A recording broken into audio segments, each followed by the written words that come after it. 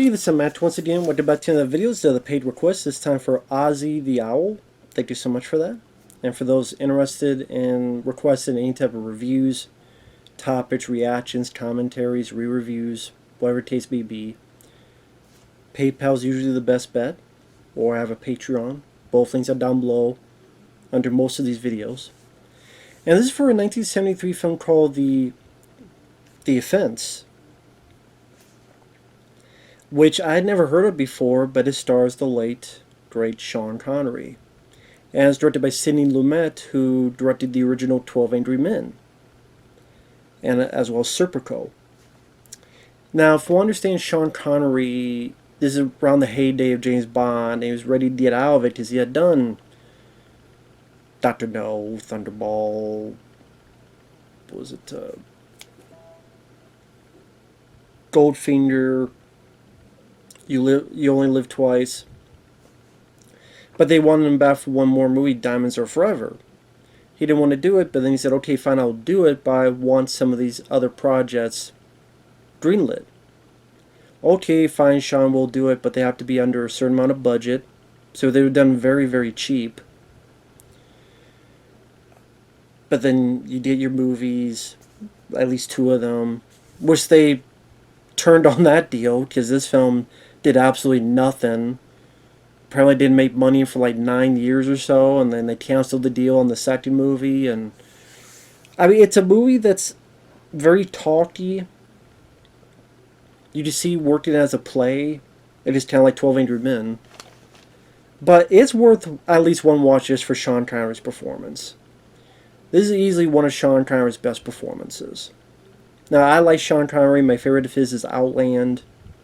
I do like him a lot of the James Bond films. I like him in The Rock. Was it Indiana Jones and the Last Crusade?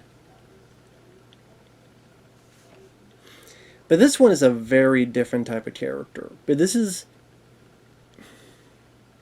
It sounds weird to say it, but it's like Sean Connery's version of Bad Lieutenant. In a way.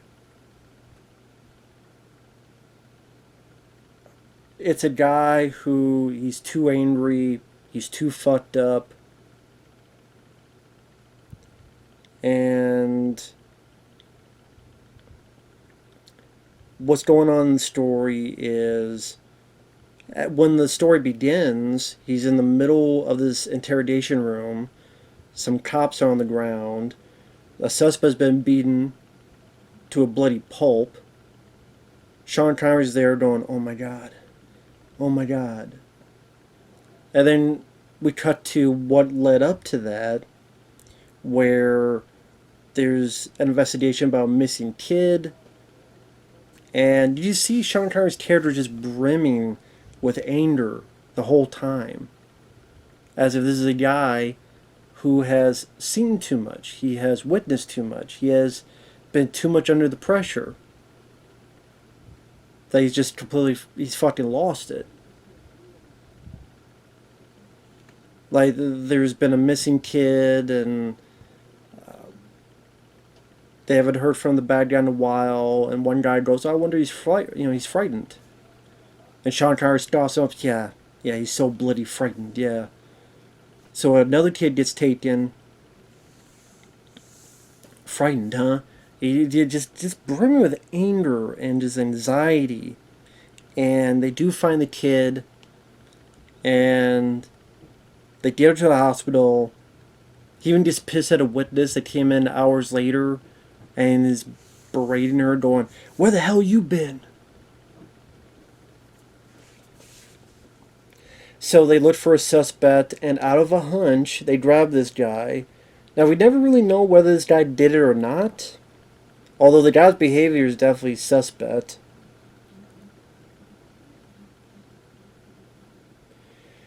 And we see sort of inner spurts of this investigation. We don't really see the interrogation, as to say, until the very end of the film. But you see how this anger, this anxiety just brims out of every pore of Sean Connery's body. where the guy's like, "You sad little man," and Sean Connery slaps the shit out of him and says, "You know what? I'm not gonna play games with you." So it doesn't follow a full cohesive beginning and the end. It's like we have a little bit of the end, then a little bit of what happened before, then we go back to what's currently happening, which is he's on suspension, he's supposed to drive home until we talk with you, and what's going on with this suspect you beat to a bloody pulp. And when he goes home to his wife, Sean Connery's not playing a good guy. This is a guy that just completely verbally berates his wife, who she keeps saying, "I want to help you," and he's just being so repugnant. "You look like such a mess. The swollen, putrid smell of death is in my mind all the time."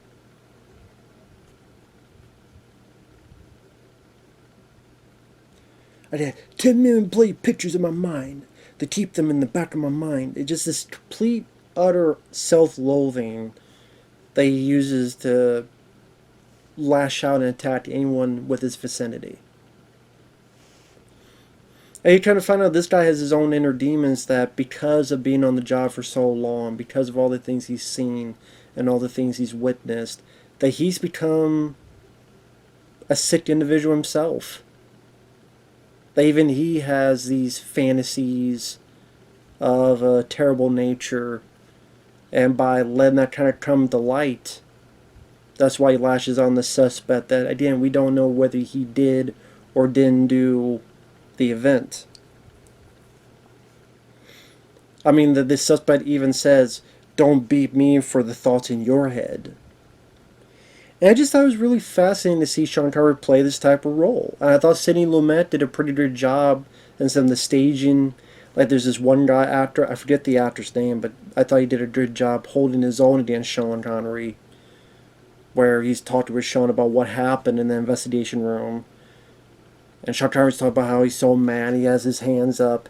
And it's a nice shot of his hands like this. And you just see this disgust and anger on Sean Connery's face. And then we see a point of view of the hands, and we see the other investigator going, "What the fuck is with this guy's problem?" I would say that the best scene to me is the sequence where he's driving home.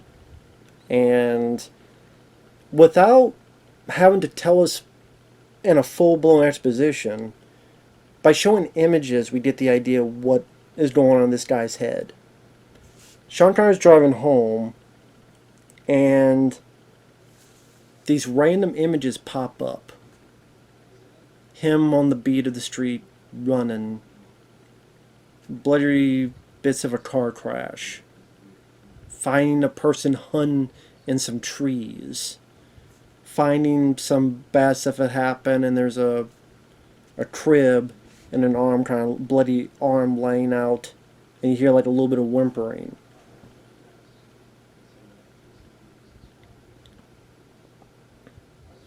Him imagining the little kid that he saved.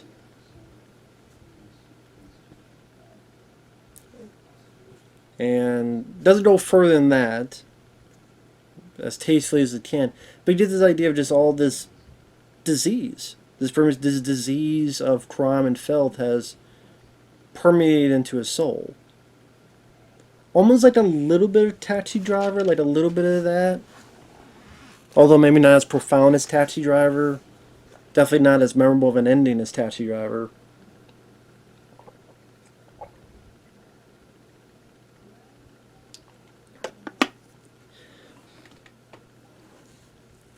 Now, it is a very talky movie. It is a film that is not the...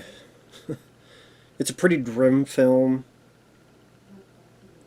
But like I said, Sean Connery really did showcase that he was a lot more than James Bond. Even when you see the full interrogation scene, I will say one issue I have with it is I get their point, but at the same time, the suspect he's talking to,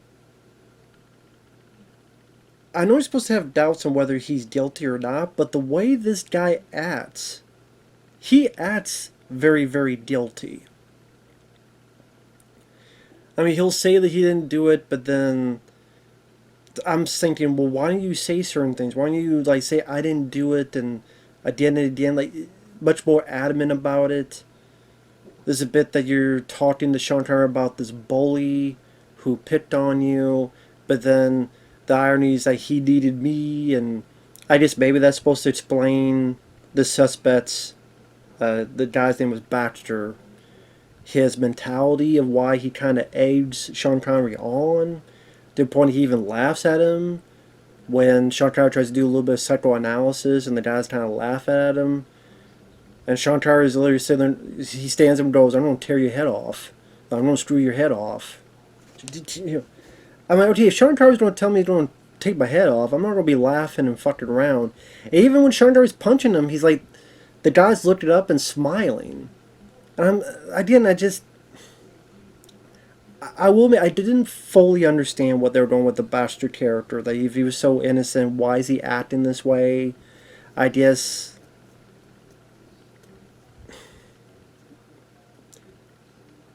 he's finally making bullies lose control because of his. I don't know. It just this is Sean Connery. He looks like he's ready to kill you, and you're bleeding there with a bloody lip, and you're laughing and smiling. I didn't understand the whole Baxter character, I will say.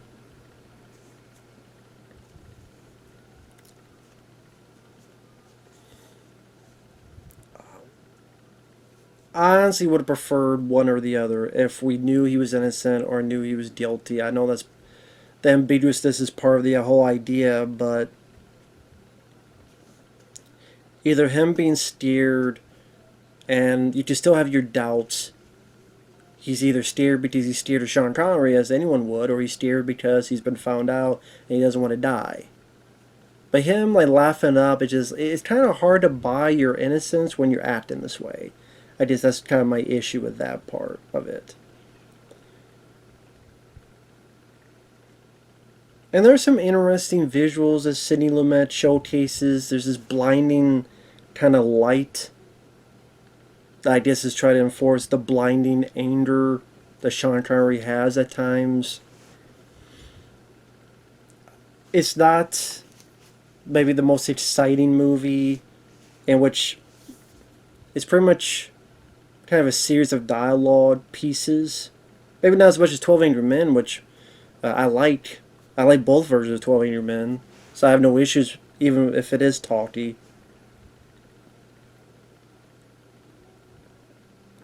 But I will admit, like 12 Angry Men, I was never bored, but this, sometimes I felt a bit of the pacing being sluggish. Well, I said to see Sean Connery in this type of role, I said a little bit of Taxi Driver, Bad Lieutenant psychology. It would have been nice if he had like a director, like a Scorsese, and do this like the 80s and really go full, even go more for broke, and showcase Sean Connery mixed in with the slimy streets of America at that time. Maybe I would have felt even more of the impact. I know that sounds strange. I don't know how else to word it. But it's definitely a movie that was interesting to watch, to say the least. And Sean Connery has some really nice acting moments and dialogue sequences that, like I said, if you like Sean Connery and you want to see the guy act, at the very least, it's worth a watch for that. So, it was interesting. With that said, thanks for watching, and we'll see you guys later. Bye bye.